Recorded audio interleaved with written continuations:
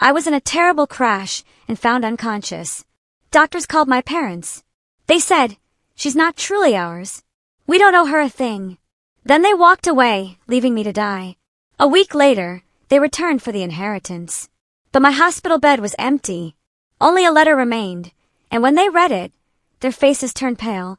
Can you imagine waking up in a hospital bed, barely clinging to life, only to hear the people who call themselves your parents tell doctors you weren't their problem?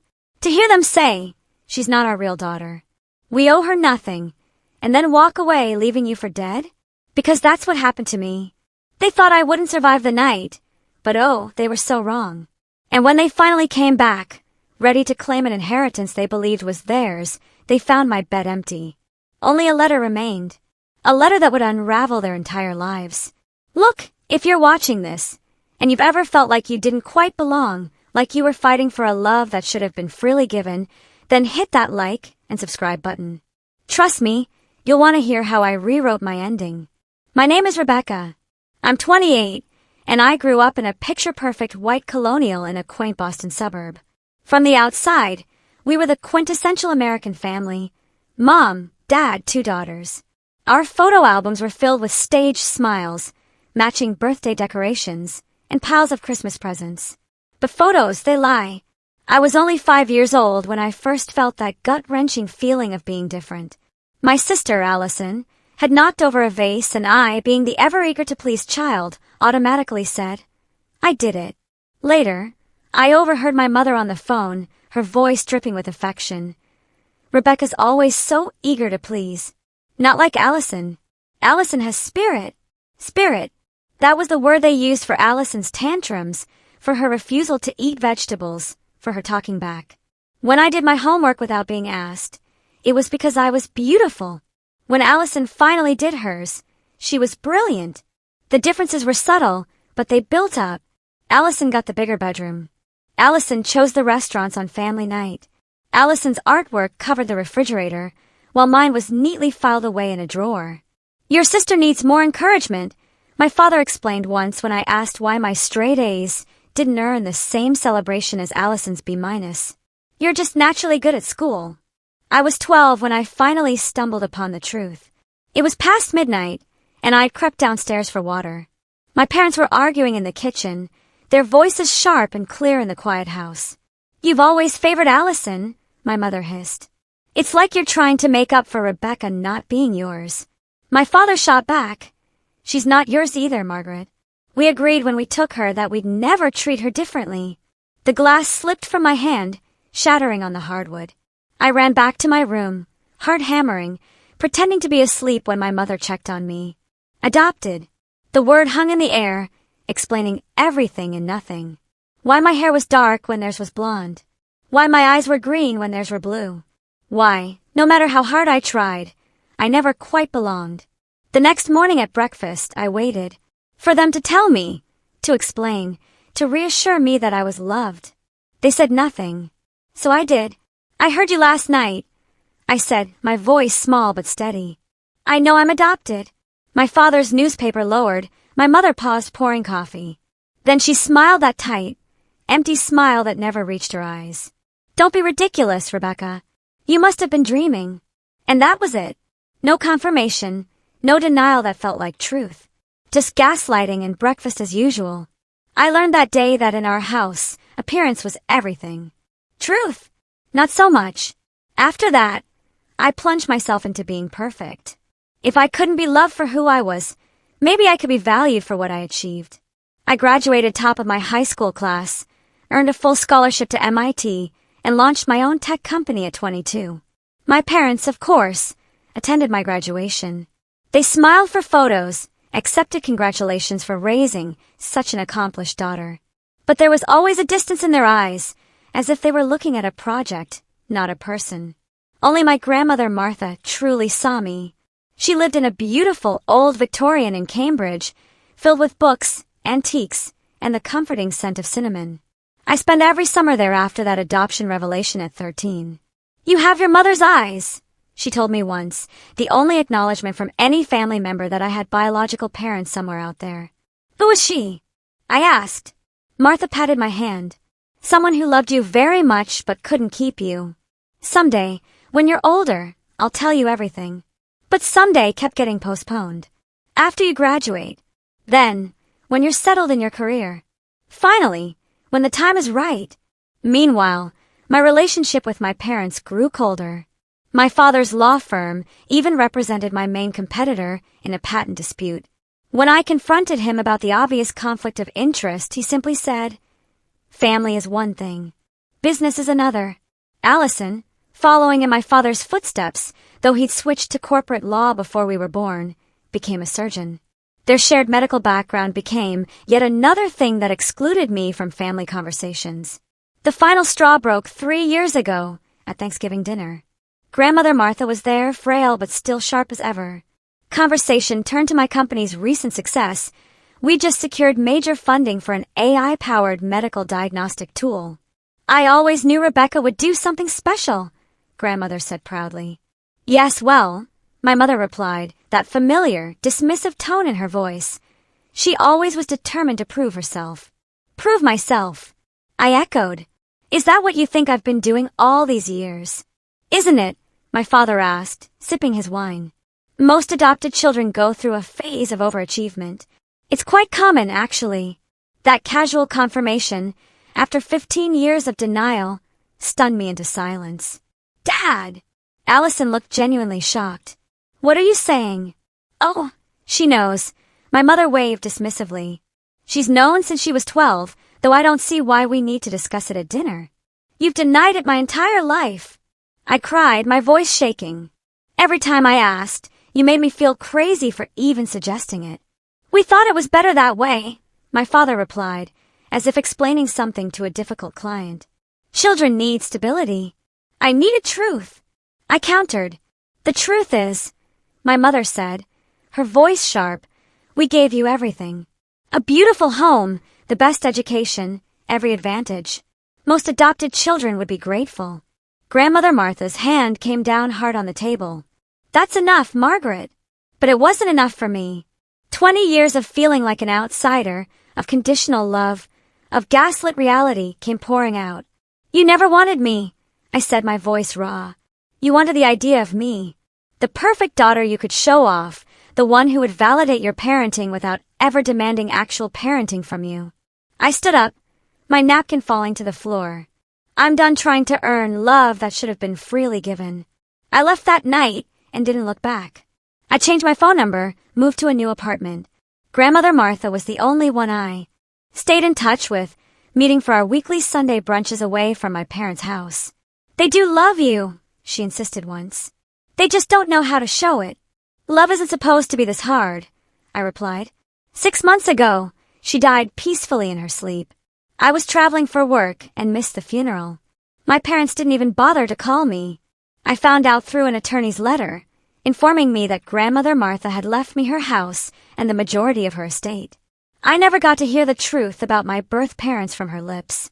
But fate, as it turns out, had other plans for revealing family secrets.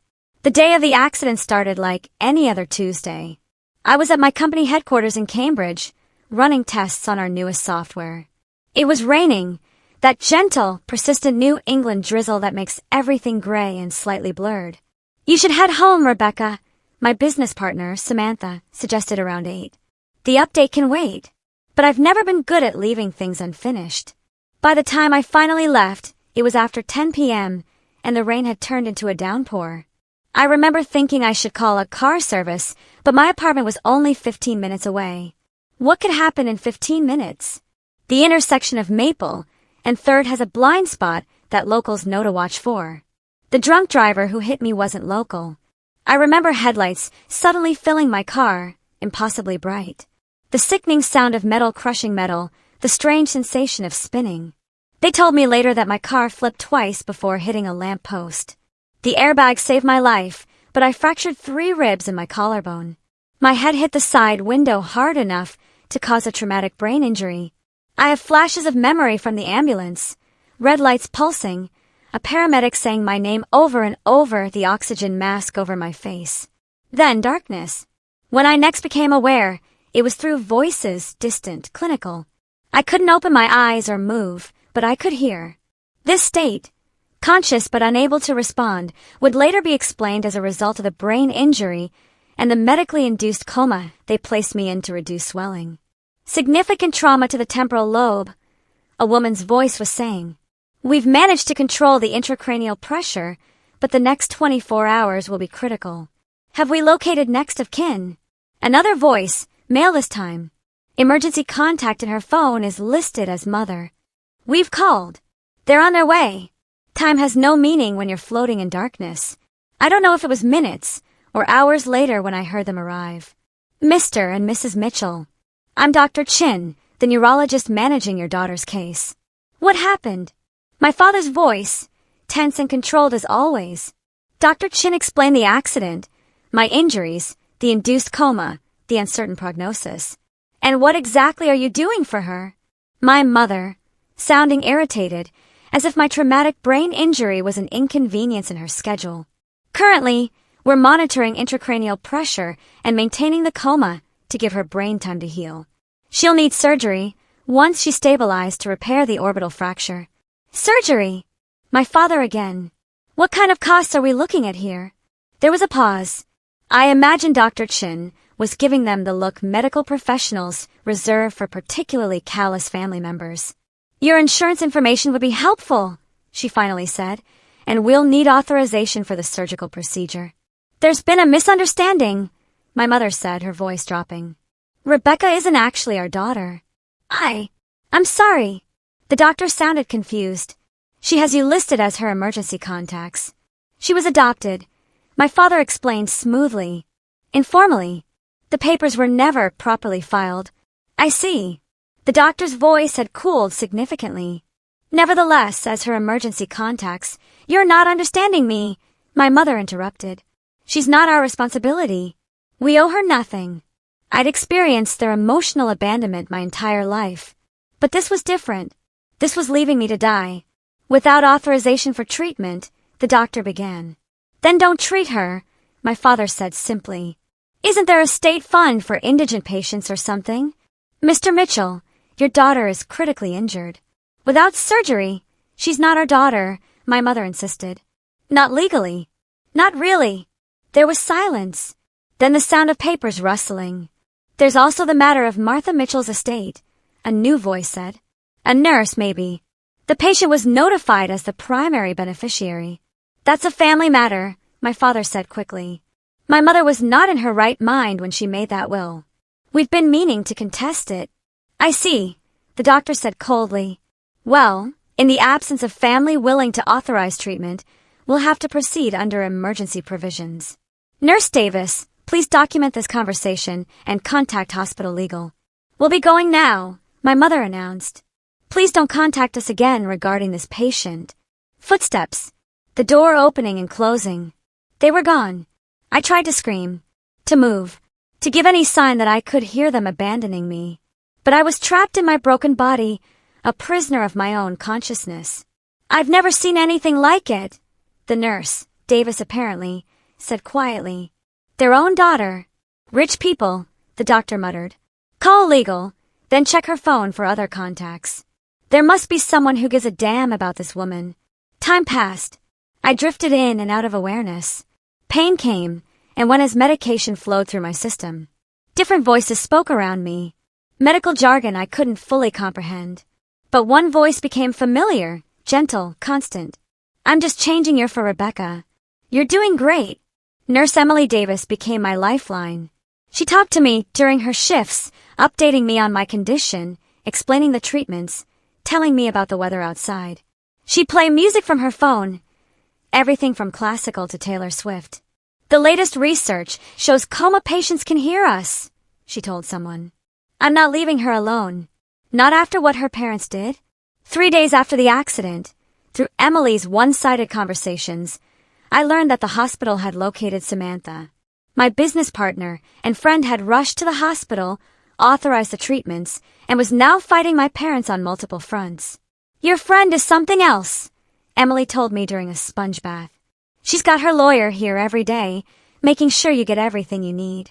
Apparently, your parents are already making moves on your grandmother's estate, claiming you're incapacitated. I wanted to laugh at the irony. They abandoned me to die, then tried to use my resulting condition to steal my inheritance. It was so perfectly on brand for them. The surgery happened on day 5. I remember being wheeled somewhere, bright lights overhead, then nothing until waking in recovery with a pounding headache and Emily's voice. "You did it, Rebecca.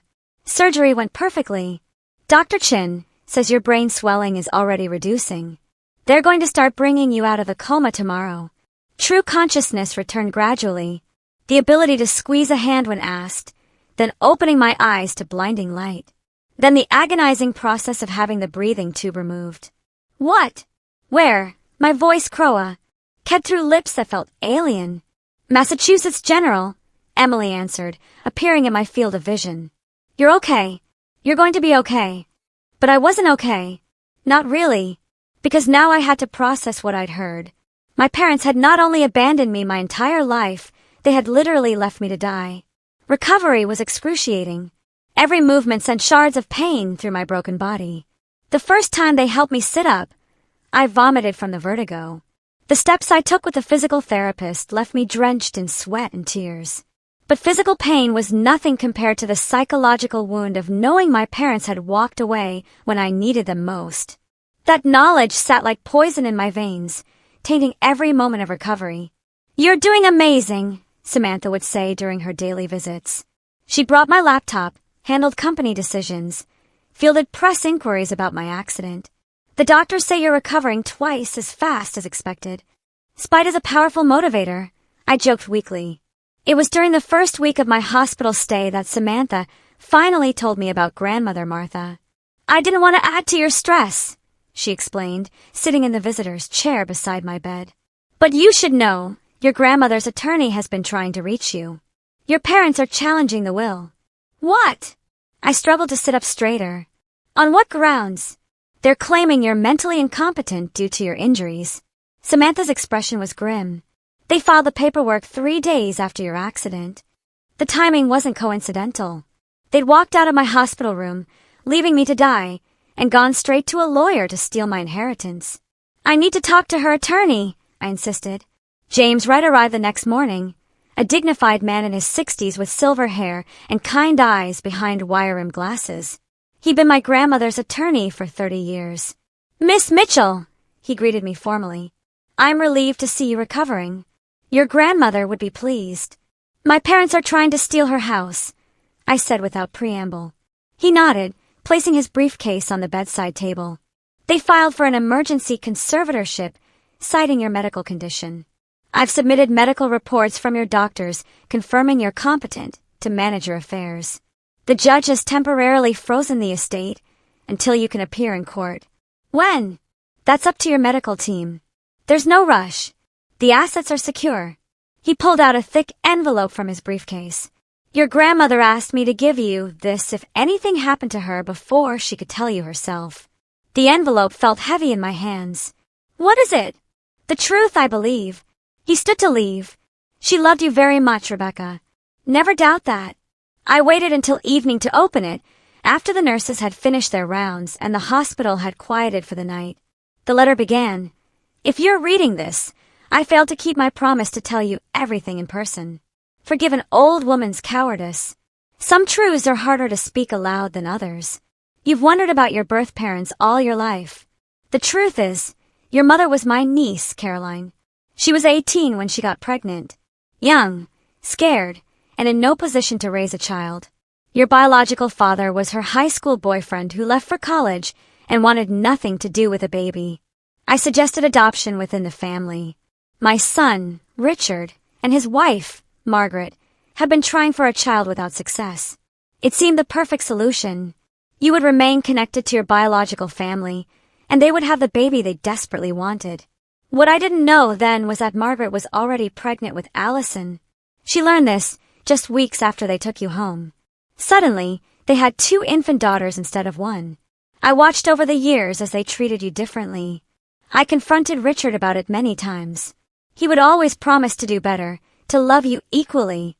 But some people cannot love what doesn't come from their own blood, no matter how precious the gift. The legal adoption was completed. Regardless of what they may have told you, you are legally their daughter, with all the rights that entails.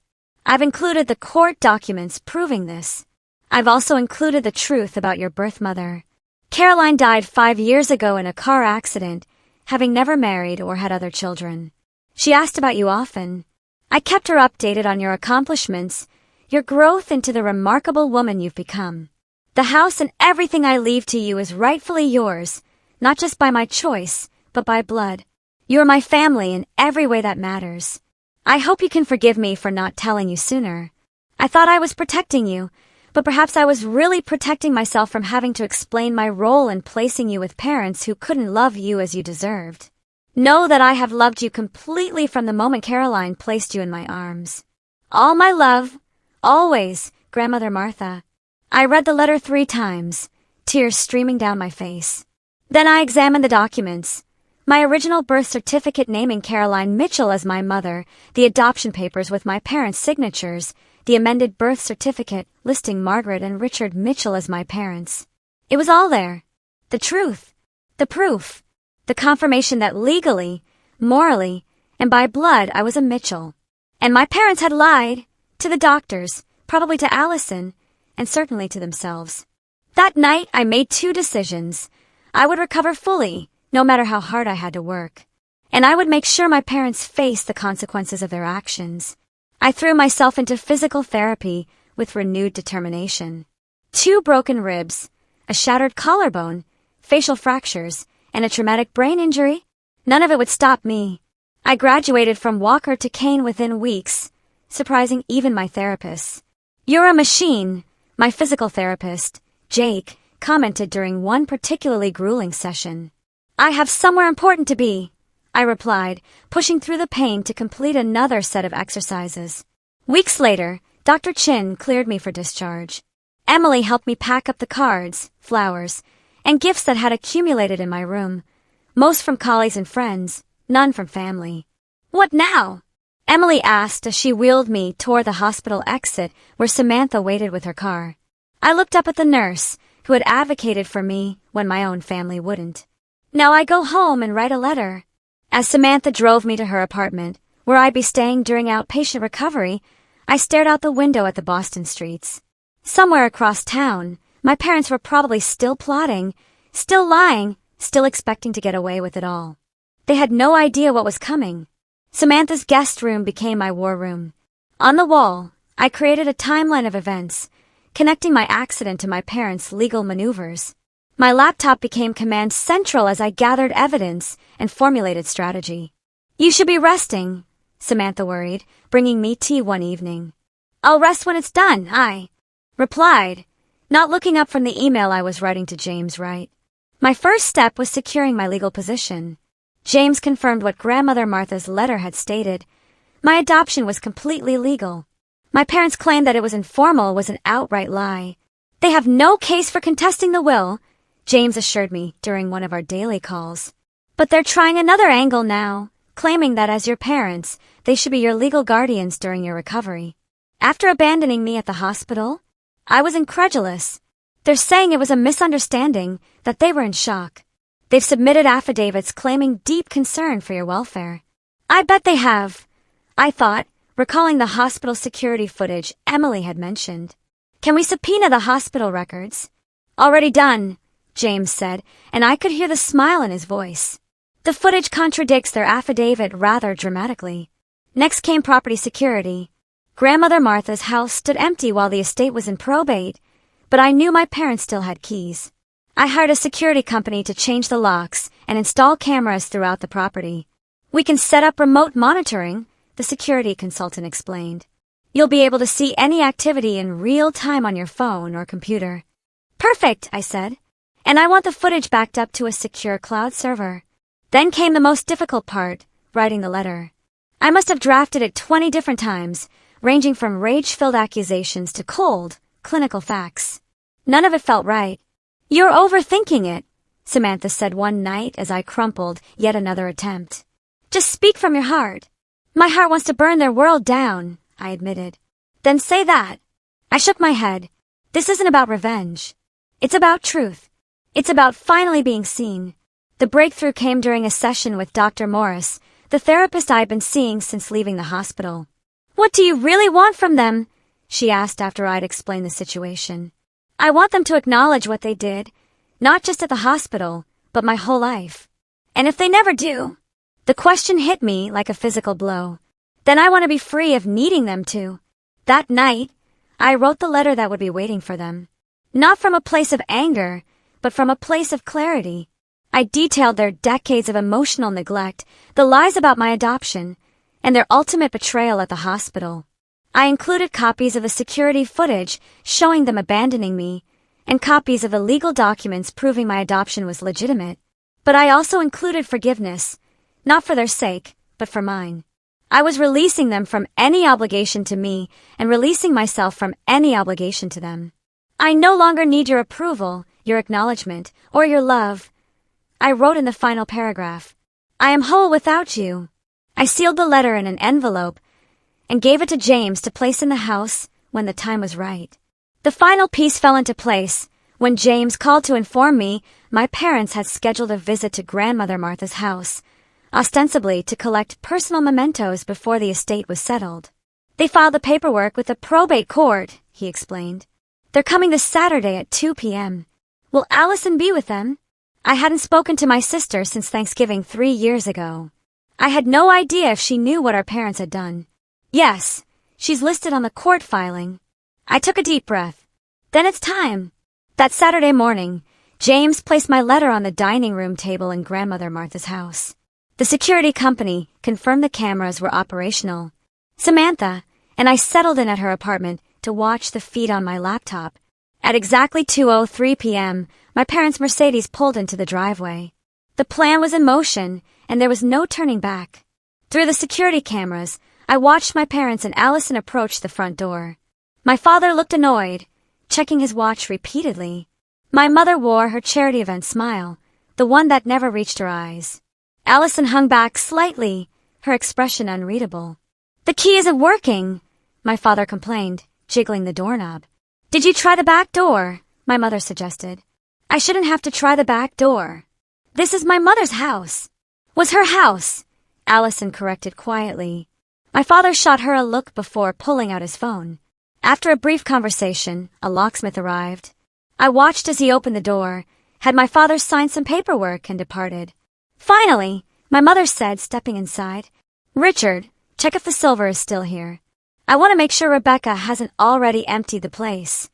The casual accusation made my blood boil. Samantha placed a hand on my shoulder. "Remember why we're doing this," she murmured. I nodded, focusing on the screens as my family moved through my grandmother's house. "Everything looks the same," Allison commented, running her fingers along the antique sideboard in the hallway. "Mother always did have good taste," my mother admitted, examining a crystal vase. "This would look perfect in our foyer. We're here for your father's childhood mementos, not to shop," Allison reminded her. "Don't be naive," my mother snapped. "Rebecca is never going to recover enough to claim this inheritance. The judge will award guardianship to us, and then everything here will be ours anyway." "She's in physical therapy now," Allison said. "Her doctors say she's making remarkable progress." "Well, her brain injury is another matter," my father interjected, coming down the stairs. "The silver is all there, Margaret. I checked the master bedroom, too. Nothing seems disturbed." "Has anyone actually visited her recently?" Allison asked. "To see how she's doing?" My parents exchanged a glance. "The hospital staff have been very uncooperative," my mother said primly. "Besides, you know how Rebecca is. She's always been so independent." "Too independent," my father muttered. "If she'd listened to me about that driving route, are you seriously blaming her for getting hit by a drunk driver?" Allison sounded incredulous. "Of course not," my mother soothed. "Your father is just upset. This has been hard on all of us." They moved into the dining room, where my letter waited on the polished mahogany table. "What's this?" My father picked up the envelope. My name was written on the front in my grandmother's handwriting. James had used an old birthday card as reference. "It's addressed to Rebecca," Allison pointed out. "Well, she's not here, is she?" My mother plucked it from my father's hands and tore it open. As she began reading, her face drained of color. What is it?" my father demanded. Wordlessly, she handed him the letter. He skimmed it, his expression darkening with each page. "This is outrageous," he spluttered finally. "Lies and manipulations. What does it say?" Allison reached for the letter, but my father held it away. "Nothing you need to concern yourself with. Family business." "I am family," Allison insisted, snatching the letter from his hand. She began reading, her eyes widening. "Mom, Dad, what is this about abandoning Rebecca at the hospital?" My mother collapsed dramatically into a dining chair. "It wasn't like that. We were in shock. The doctors were so pessimistic. It says here you told them she wasn't your real daughter and you owed her." "Nothing." Allison's voice shook. "That you left without authorizing treatment. That's taken out of context." My father blustered. "We merely explained that the adoption was complicated." Allison continued reading, her face growing paler. "There's a link to security footage." She pulled out her phone and typed in the URL from the letter. For several minutes, the dining room was silent, except for the tiny audio coming from Allison's phone. My parents' voices, perfectly clear, stating I wasn't their daughter, that they owed me nothing, that they wouldn't authorize treatment. "You left her to die," Allison whispered when the video ended. "Your own daughter." "She's not," my mother began, then stopped herself. "Not what?" "Not your daughter. Because according to these documents," Allison brandished the adoption papers included with the letter, "she absolutely is. You legally adopted her. You raised her for 28 years. And then you abandoned her when she needed you most." "You don't understand the complexities," my father started. "I understand perfectly," Allison cut him off. "I've always known you treated her differently. I thought it was because she was so self-sufficient, so competent. I never imagined it was because you didn't consider her your real daughter." My mother straightened, reverting to the haughty demeanor she used when challenged. "We gave her everything. An excellent education, every opportunity, except love," Allison finished. "Except the one thing she actually needed."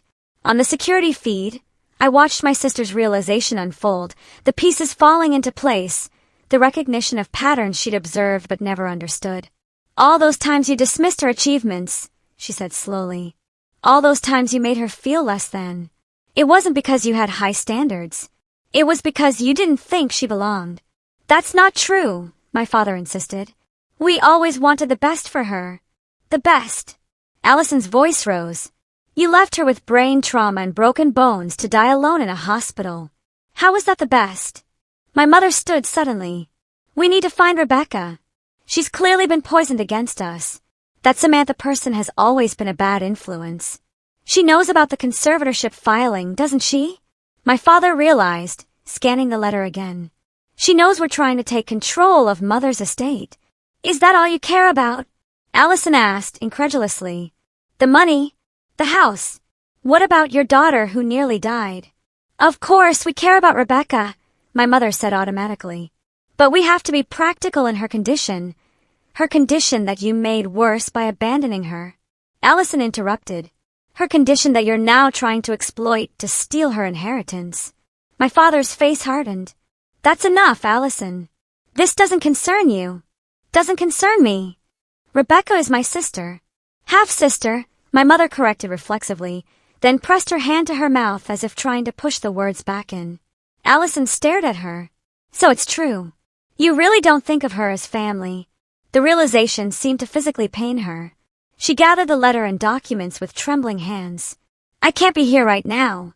I can't be near either of you." "Allison, wait." My father called as she headed for the door. "I'll be at my apartment.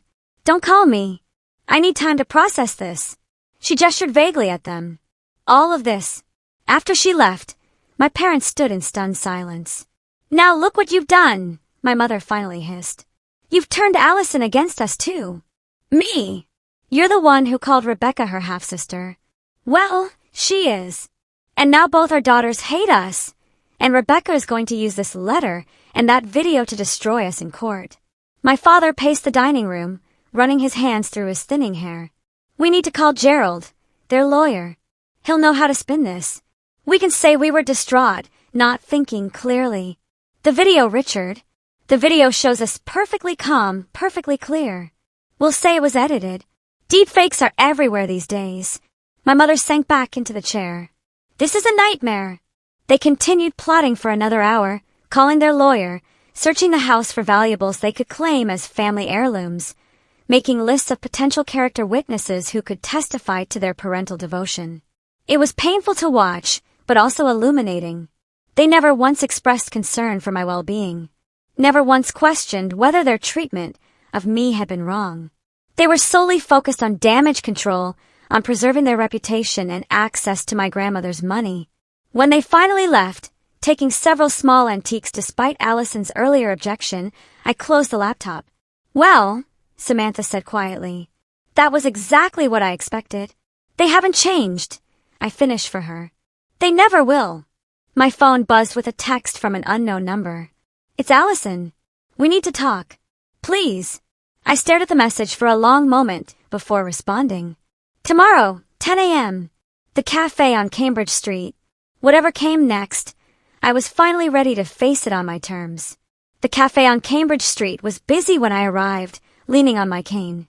Allison was already there, sitting at a corner table, 2 untouched coffees in front of her. She looked up as I approached, her eyes widening at my still-healing facial injuries. Rebecca! She stood awkwardly, hesitating between a hug and a handshake.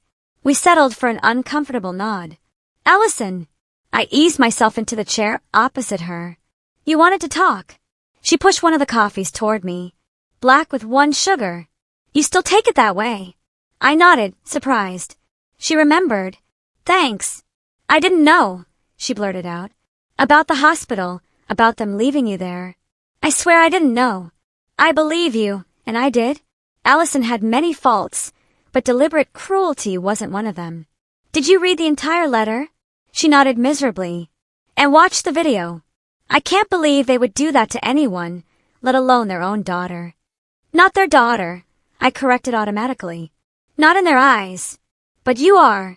Legally. And, well, we grew up together. You're my sister. She reached for my hand across the table, but I pulled back slightly. 28 years, Allison. 28 years of watching them love you completely while measuring out affection to me like it was a limited resource. Did you really never notice? She flushed. I noticed they were harder on you. I thought it was because you were the oldest, or because you were so smart they had higher expectations. They told the hospital staff I wasn't their real daughter, that they owed me nothing. My voice remained steady, but inside I felt the familiar ache. Those weren't heat-of-the-moment words. That was their truth. It's not my truth. Allison insisted. You're my sister. My big sister who taught me to ride a bike and helped me with my college applications and stood up for me when I totaled Dad's car. I had done all those things because that's what big sisters do. Even when they're jealous of the golden child. Even when they're starving for the love that's showered on their sibling. What do you want from me? Allison. She looked taken aback by the directness of the question. I want us to be sisters again. Real sisters. I've missed you these 3 years. And our parents, where do they fit in this vision? Her expression darkened. I don't know. I'm not speaking to them right now. What they did, I can't forgive it. They'll pressure you to reconcile, I warned. They'll minimize what happened. Rewrite history. I know their playbook. She managed a weak smile. I've had a front row seat to their revisionist history. We sat in silence for a moment, the cafe noise washing over us. Can I ask you something? Allison finally said. The letter you left them. What did it actually say? The whole thing. I took a sip of coffee, considering. Then I pulled out my phone and opened the document where I'd saved the final version. Dear Richard and Margaret, I began reading. I'm addressing you by your names because Mom and Dad no longer feels truthful. Parents protect their children. Parents put their children's needs above their own. You have done neither. By the time you read this, you will have already tried to declare me incompetent. You will have already filed paperwork to control the inheritance Grandmother Martha left me. You will have already begun crafting a narrative that paints you as concerned parents and me as an ungrateful daughter. Let me save you the effort. I am alive, despite your best efforts. The doctors at Massachusetts General Hospital have documented your refusal to authorize my treatment. The security cameras captured your exact words. She's not our real daughter. We owe her nothing. For 28 years, I have tried to earn your love. I achieved academic excellence. I built a successful company. I did everything possible to make you proud. It was never enough because I was never enough. Not your blood, not your real daughter. Grandmother Martha left me a letter explaining everything. My birth mother was her niece, Caroline. The adoption was legal and binding, despite what you told the hospital staff. I've included copies of all relevant documentation. I've also included a USB drive with the hospital security footage. It will be submitted as evidence should you continue your attempts to control my inheritance or claim guardianship over me. This letter isn't about revenge. It's about truth. The truth that you couldn't love me as I deserve to be loved. The truth that when I needed you most, you chose to walk away. I forgive you, not because you deserve forgiveness, but because I deserve peace. I release you from any obligation to me, and I release myself from any obligation to you. I no longer need your approval, your acknowledgement, or your love. I am whole without you. Rebecca Mitchell. P.S. The locks have been changed, and this house is legally mine. Please direct any future communications to my attorney, James Wright. When I finished reading, Allison was crying silently. That's the most honest thing I've ever heard, she whispered. And the saddest. I put my phone away. It needed to be said. They called me 6 times yesterday, she said. Left voicemails about how worried they are about you, how they want to help with your recovery. She shook her head in disgust. It's like they live in an alternate reality. They do, I agreed. One where they're always the heroes of the story. What happens now? She asked. With the inheritance, with the guardianship claim. James is handling it. The hospital footage alone should sink their case. After that, I shrugged. I move on. I build a life without them in it. And me. Her voice was small. Is there room in that life for me? I studied my sister, my biological half-sister, as it turned out. The golden child who had benefited from our parents' favoritism her entire life, but also the woman sitting before me now, choosing truth over comfort, choosing me over them. I don't know yet, I said honestly. There's a lot of history between us, Allison. A lot of hurt. I understand. She nodded, wiping away tears. But I'd like to try if you're willing. I thought of Grandmother Martha's letter. A family being those who love you, not necessarily those who share your blood. Small steps, I finally said. We start small and see where it goes. The relief on her face was palpable. Small steps. I can do that. We finished our coffees, talking cautiously about neutral topics. Her residency at Boston General, my company's latest projects. It wasn't comfortable yet, but it was civil. A beginning of sorts.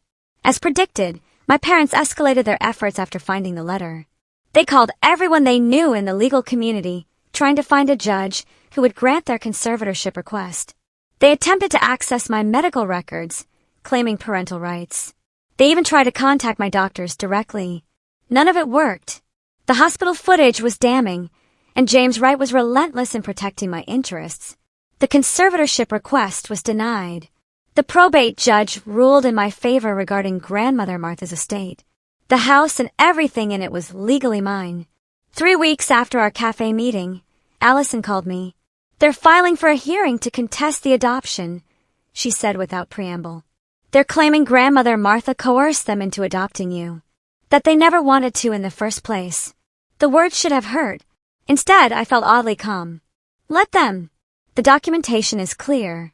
The adoption was legal. It's not about winning for them anymore, Allison said sadly. It's about hurting you. I know. I'd always known. How are you holding up? I moved out of my apartment. I'm staying with a friend from the hospital. I couldn't be near them right now. I'm sorry. And I was. Despite everything. Allison was losing her parents, too, the loving, devoted parents she had known her whole life. Learning they were capable of such cruelty must have shattered her world. Don't be. It's not your fault. She paused. Actually, I was wondering. Your grandmother's house is pretty big, right? I smiled despite myself. Are you inviting yourself to live with me, Allison?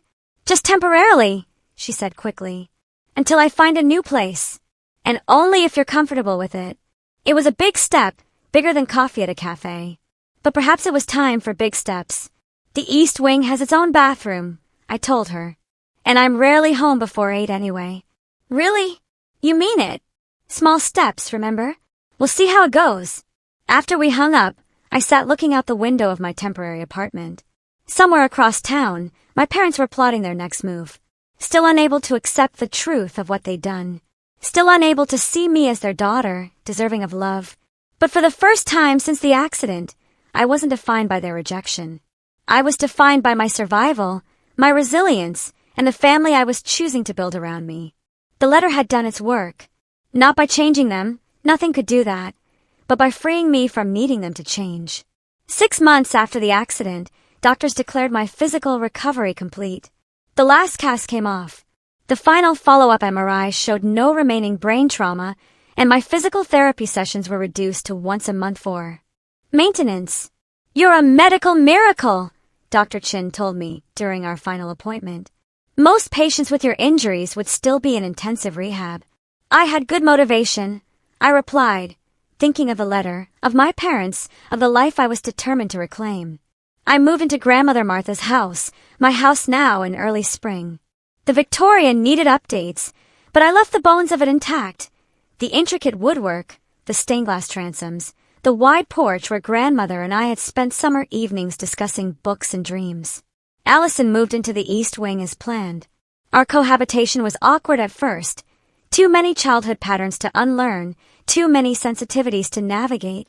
But we established ground rules and respected each other's space. Slowly, tentatively, we began building a relationship based on choice rather than obligation. My business partner Samantha became a frequent visitor, as did nurse Emily, who'd left the hospital to work for a home healthcare agency. James Wright joined us for Sunday brunches, continuing the tradition I'd shared with Grandmother Martha. You've created quite the family here, he commented one Sunday, watching Allison and Emily debate the merits of different medical specialties while Samantha set the table. Chosen family, I corrected gently. The best kind. My parents made one final attempt to reassert control. They filed a lawsuit claiming emotional distress, arguing that my letter and the hospital footage had caused them significant psychological harm. It was a desperate move, transparently vindictive. The judge dismissed the case with prejudice, ruling that truth could not be considered harmful speech. In his written opinion, he noted that they had abandoned their daughter in her time of greatest need and were now seeking to punish her for merely documenting that abandonment. The ruling made local news. Former colleagues, distant relatives, and country club friends all learned what Richard and Margaret Mitchell had done. Their carefully cultivated social standing crumbled overnight. They left Boston a month later, relocating to Florida without saying goodbye to either of their daughters. Are you okay? Allison asked when we heard the news about them leaving. I considered the question carefully. Yes, I said finally. I think I am. The truth was, they had left me long before they physically departed. Perhaps they had never really been with me at all. With the legal battles behind me, I turned my attention to the future. My tech company had thrived even during my absence, thanks to Samantha's leadership. Now, we were developing new software inspired by my hospital experience, a communication system for patients with traumatic brain injuries who couldn't speak but remained conscious. We're calling it Bridge Gap, I explained to Emily over dinner. It tracks eye movement and brain activity to help doctors determine consciousness levels in non-responsive patients. That would have helped you, she noted. It would have helped the doctors, I corrected. I knew I was conscious. They didn't. The project gave purpose to my pain, transforming a traumatic experience into something that might help others. Grandmother Martha would have approved. As for Allison, our relationship continued to evolve. There were difficult conversations about our childhood, about the favoritism she had benefited from, about her own complicity in my isolation. But there was also healing. She brought home takeout when I worked late. I helped her study for her board exams. We discovered we both loved terrible reality TV shows and spent Sunday evenings mocking them together. I never knew you were funny, she told me once, laughing at my impression of a particularly dramatic reality star. You never knew me at all, I replied, but without bitterness. It was simply truth. A year to the day after the accident, I held a dinner party in Grandmother Martha's, my dining room. Samantha was there with her new boyfriend. Emily brought her wife. James Wright came with a bottle of expensive champagne. Allison invited a colleague from the hospital, a neurosurgeon with kind eyes who looked at her with unmistakable interest. As I looked around the table at these people who had chosen to be in my life, who had shown up when it mattered, I felt a sense of completion that had nothing to do with my parents' validation. "I'd like to make a toast," I said, raising my glass. "To family, not defined by blood or by law, but by love, by choice, and by showing up when it matters most." "To family," they echoed, glasses clinking. Later, after everyone had gone home except Allison, I found myself on the porch swing where Grandmother Martha and I had spent so many evenings. "Room for one more?" Allison asked tentatively, hovering in the doorway. I patted the space beside me, and she sat down. "Do you ever wonder where they are now?" she asked after a while. "What they're doing?" "Sometimes," I admitted, "but it doesn't hurt anymore." "How did you do that?" she asked. "Make it stop hurting?" I thought about the letter I'd written, about the truth it had contained, about the freedom it had given me. "I stopped expecting them to be something they couldn't be," I said finally, "and I started building a life that didn't need their approval to be meaningful." Allison nodded slowly. "I'm still working on that part." "It takes time," I assured her. "And you don't have to do it alone." We sat in companionable silence, watching fireflies dance in the gathering twilight. In the distance, a car backfired, reminding me briefly of the accident that had changed everything. But instead of fear or pain, I felt only gratitude for the path it had set me on. The truth had nearly killed me, but it had also finally set me free. I hope my story resonates with those of you who have felt the sting of conditional love or family betrayal. Remember that family is defined by actions, not blood, by who stays when everyone else walks away. Have you ever had to redefine what family means to you? Or found yourself building your own chosen family against all odds? I really want to hear your experiences. Share them in the comments below. And if this story touched something in you, please like, subscribe, and share it with someone who might need to hear that they too can build a life filled with chosen family who truly sees them. Thank you for being part of my healing journey by listening to my story. Remember, sometimes the family we create is more powerful than the one we're born into.